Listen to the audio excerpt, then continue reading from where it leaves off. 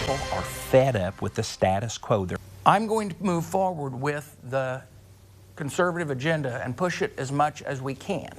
This race in Southern Illinois is getting national attention, and former President Trump is getting involved. Good evening, I'm Brandon Morano. And I'm Karina Rubio in for Jennifer. From your local election headquarters, Congressman Mike Bost and his opponent Darren Bailey both view themselves as two of the most conservative politicians in the state.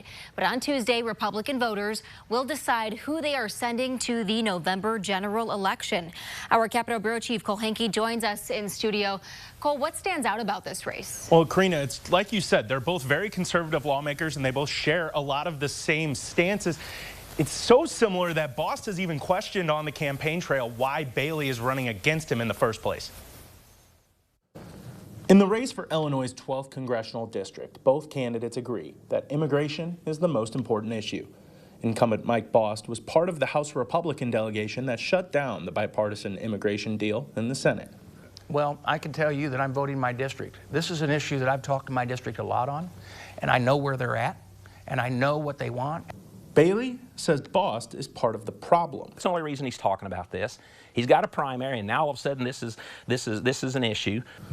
On the campaign trail, Bailey has consistently tried to undermine Bost's voting record, positioning himself as more conservative. Mike Bost has done none of that. Calls himself a governing conservative. That spells compromise, and that's all the man's done. But Bost racked up his usual endorsements during the campaign, including former President Trump's endorsement, something both candidates were hoping for. I think Donald Trump does what he needs to do to get elected.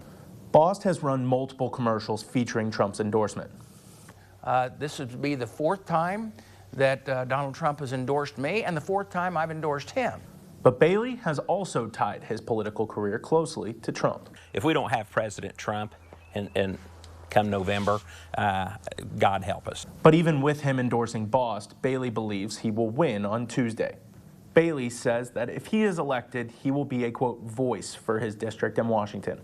But when asked how he would go about crossing the aisle or bringing back funding to the district, he said he has other priorities.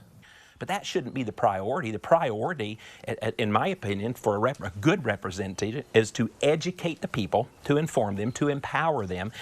Bost calls himself a governing conservative, saying incremental change is the only way that it happens in D.C.